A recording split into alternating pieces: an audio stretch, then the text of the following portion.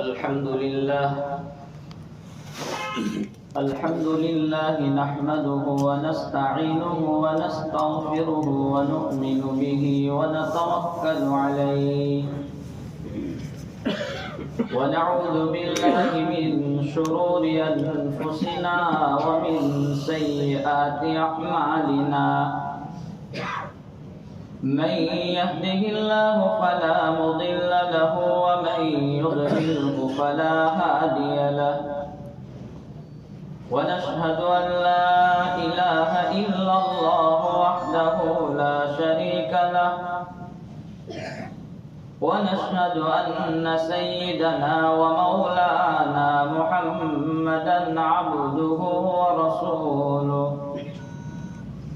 صلى الله تعالى عليه وعلى آله وأصحابه وسلم تسليما كثيرا وداعيا إلى الله بإذنه وسراجا منيرا أما بعد فأعوذ بالله من الشيطان الرجيم بسم الله الرحمن الرحيم ومن آياته أن خلق لكم من أنفسكم أزواجا لتسكنوا إليها صدق الله مولانا العظيم قال الله تبارك وتعالى في شان حبيبه إن الله وملائكته يصلون على النبي يا أيها الذين آمنوا صلوا عليه وسلموا تسليما اللهم صل على سيدنا محمد وعلى آل سيدنا محمد وبارك وسلم. گرامی قدر علماء کرام، بزرگان محترم اور عزیز ساتھیوں، اللہ تبارک و تعالیٰ نے اس کائنات میں بہت ساری مخلوقات پیدا کیا. تمام مخلوقات میں انسان کو اشرف اور افضل بنایا، اس لیے کہ انسانوں کو زندگی گزارنے کے لیے اللہ تبارک و تعالیٰ نے اصول کے طور پر کتابوں کا نزول کیا، کتابیں اتاری آسمان سے، اور نمونے کے لیے انبیاء کرام علیہم الصلاۃ والتسلیم کی ذات دنیا میں آئی. انسانوں کو زندگی گزارنے کے اصول بتلائے گئے کہ یہ آپ کے لیے بہترین نمونے ہیں، اور انسان کے اپنی خواہشات اور اپنی ضرورتیں پورے کرنے کے بھی اصول بتلائے، جانوروں کے مخالف، جانوروں کی طرح نہیں. جانور اپنی خواہشات اپنی فطری اعتبار سے جب بھی اس کو ضرورت محسوس ہوتی ہے بغیر کسی فرق کے اپنی خواہشات پوری کر لیتے ہیں، لیکن انسانوں میں رب تبارک و تعالیٰ نے نکاح اور شادی بیاہ کا طریقہ رکھا کہ انسان اس طریقے پر اپنی ضرورتیں پوری کریں گے اور عبادت میں بھی شامل ہو جائیں گے اور نیکیوں کے مستحق ہوں گے، ان کو نیکیاں ملیں گی. حضرت نبی پاک صلی اللہ تعالی علیہ وسلم کو فرمایا گیا، قرآن کریم میں ذکر ہے کہ ہم نے آپ سے پہلے بہت سے انبیاء کرام علیہم الصلاۃ والسلام کو بھیجا اور ان کو بیوی اور بچے عطا کیے، یعنی بال بچے والے بنائے.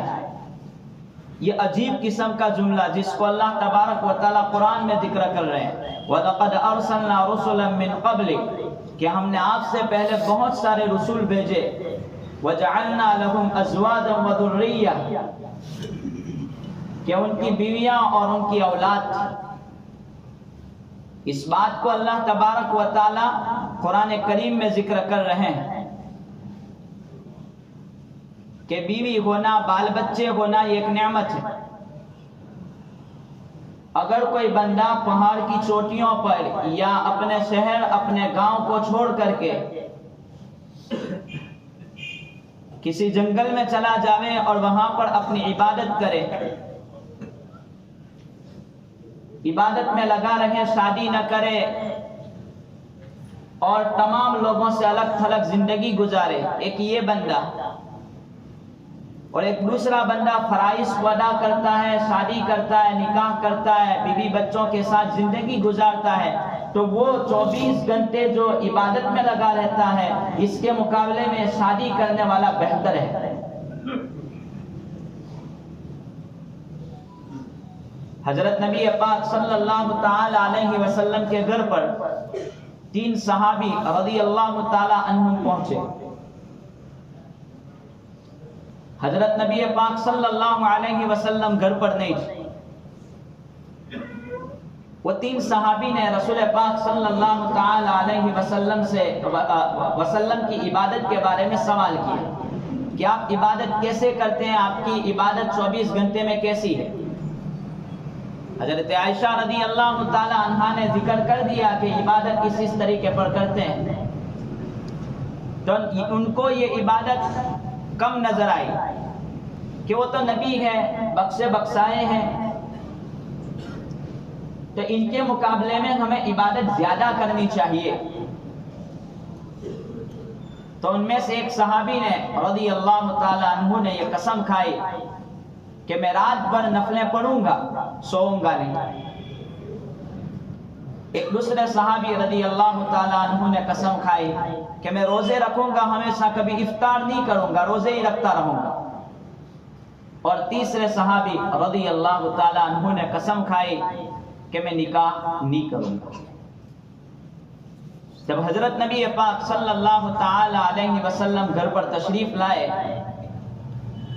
تو اس واقعے کے بارے میں خبر ہوئی کہ 3 صحابی آئے تھے اور اس طریقے پر قسم کھا کر کے گئے ہیں۔ تینوں سے سوال کیا کہ یہ بات سچ ہے؟ پھر حضرت نبی پاک صلی اللہ تعالی علیہ وسلم نے ارشاد فرمایا انی لاخشاکم للہ واتقاکم لہ لیکنی اصوم وافطر واصلی وارقد۔ حضرت نبی پاک صلی اللہ تعالی علیہ وسلم نے ارشاد فرمایا کہ میں تم میں سب سے زیادہ اللہ تبارک و تعالیٰ سے ڈرنے والا ہوں، اس کا خوف میرے دل میں تم میں سب سے زیادہ ہے،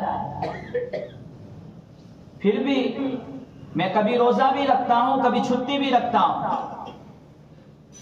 اور میں نمازیں بھی پڑھتا ہوں اور سو بھی جاتا ہوں، اور میں شادی بھی کرتا ہوں، نکاح بھی کرتا ہوں۔ من رغب عن سنتی فلیس منی، جو میری سنت سے منہ موڑے، عمل نہیں کرے، وہ مجھ سے نہیں ہے، وہ میری جماعت میں سے نہیں ہے۔ یہ حضرت نبی پاک صلی اللہ تعالی علیہ وسلم نے فرمایا۔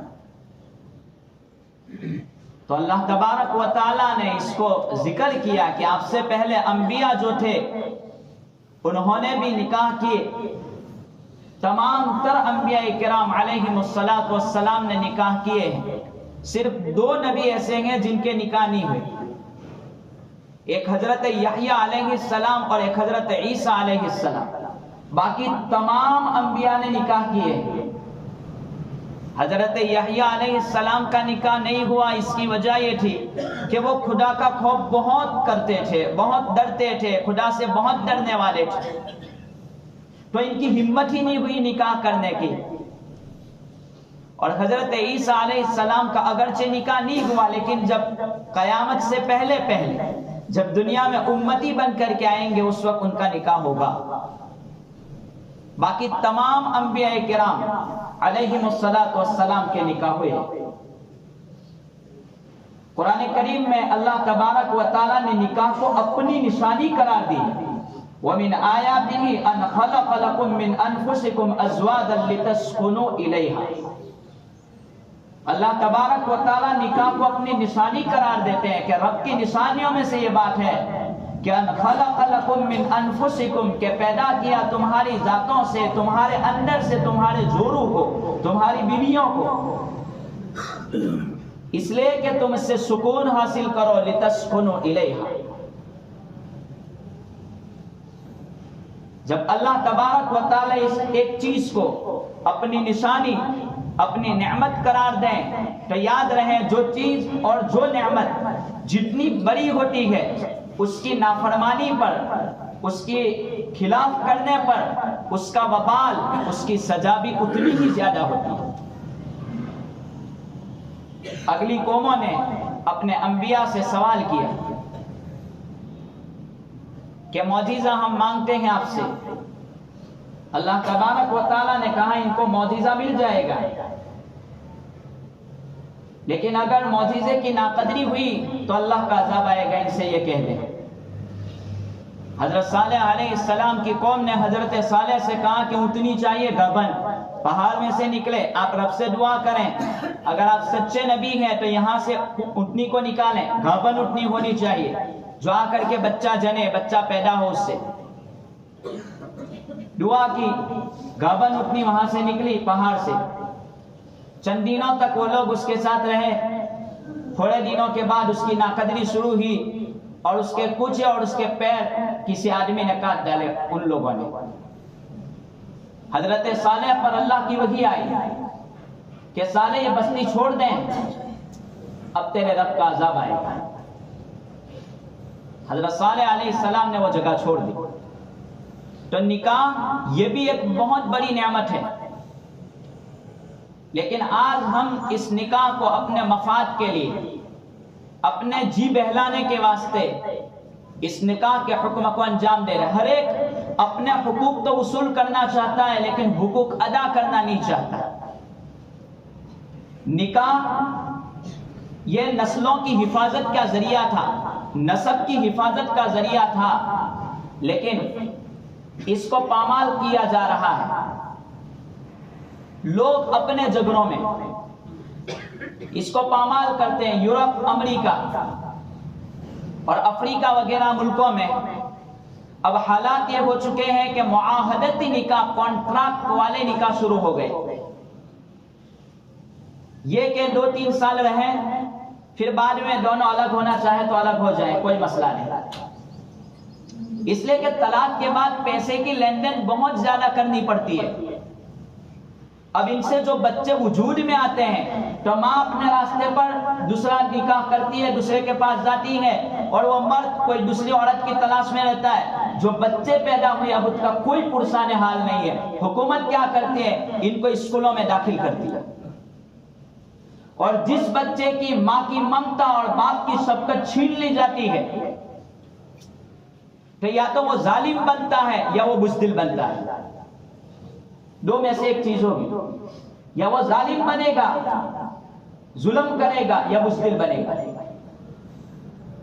اور حالات روزانہ ہم اخباروں میں دیکھتے ہیں کہ وہاں یہ ہوا کہ ایک بچے نے گن لے کر کے گیا اور اسکول میں ٹیچر اور بچوں کو مار ڈالا، کچھ نہیں، مسئلہ ختم۔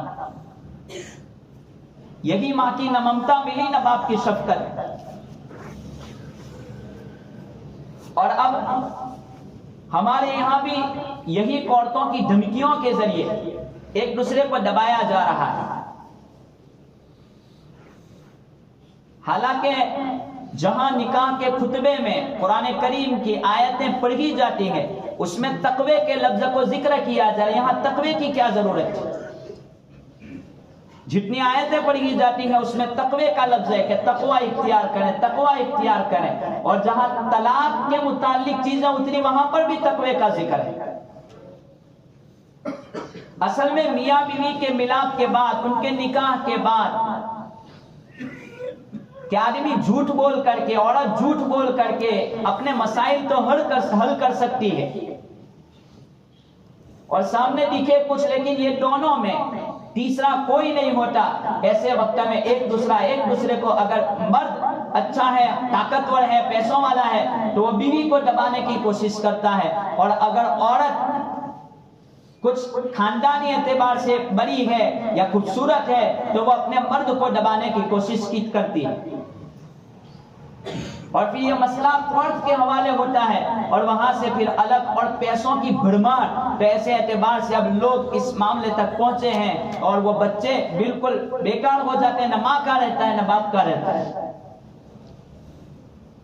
حالانکہ جتنی چیزیں جائز ہے، ان جائز چیزوں میں اگر سب سے خراب اللہ تبارک و تعالیٰ کو غصہ دلانے والی کوئی چیز ہے تو وہ طلاق ہے، اور آج طلاق کو بہت آسان سمجھ چکے۔ اصل میں حقوق کی پامالی ہے۔ مرد چاہتا ہے کہ میری بیوی مجھ سے محبت کریں، عورت چاہتی ہے کہ میرا شوہر مجھ سے محبت کریں، دونوں چاہتے ہیں، لیکن دونوں اس سے چاہتے ہیں، ایک دوسرے سے، سامنے والے سے چاہتے ہیں، اپنے حقوق ادا کرنے نہیں چاہتے۔ شوہر کو چاہیے کہ وہ عورت کے مکمل حقوق ادا کریں اور عورت کو چاہیے کہ وہ حقوق ادا کریں۔ دونوں کے مسئلے الگ تھلگ ہیں۔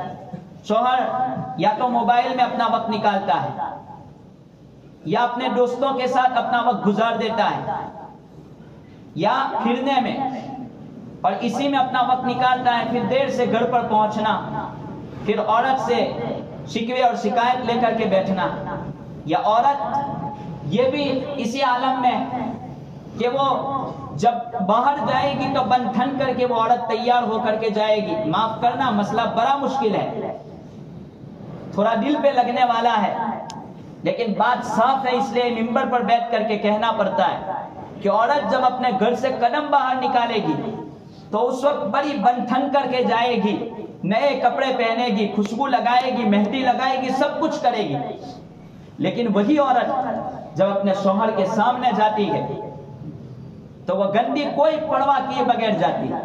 یہ حقوق میں داخل ہے۔ رسول اللہ صلی اللہ تعالی علیہ وسلم نے ایک صحابی سے کہا تھا کہ تو بال کیوں نہیں کاٹتا؟ یہ بال تیری بیوی کو گندے لگتے ہیں، تو تیرے بال کو کاٹ دے۔ صفائی ہونی چاہیے۔ تو مرد کو ایک طرف حکم دیا گیا کہ تو بھی تیری عورت کے لیے ایسا رہے کہ جو وہ تجھے پسند کر سکے، اور عورت کو حکم دیا گیا کہ تو ایسی رہے کہ اس کی نگاہ دوسری عورتوں کی طرف نہ جائے۔ آج یہ حقوق کی پامالی کی وجہ سے نکاح مشکل ہو گیا اور زنا آسان ہو گیا۔ ایک یہ چیز، اس پر بہت احتیاط کی ضرورت ہے کہ جو رخصت کرنے والے ہیں وہ اپنی بیٹیوں کو حقوق سمجھائیں کہ وہ تیرے پڑھائے نہیں ہے تو وہاں گئی ہے، وہ تیرے ماں باپ ہیں۔ ایسا نہیں کہ وہاں ان کو پڑھائے سمجھے۔ آج یہی مسئلہ زیادہ تر یہی ہے کہ ایک عورت تو چاہتی ہے کہ میرا بھائی میرے ماں باپ کو لے کر کے رہے، اور وہی عورت اپنے شوہر کے ماں باپ کو ساتھ میں رکھنا نہیں چاہتی۔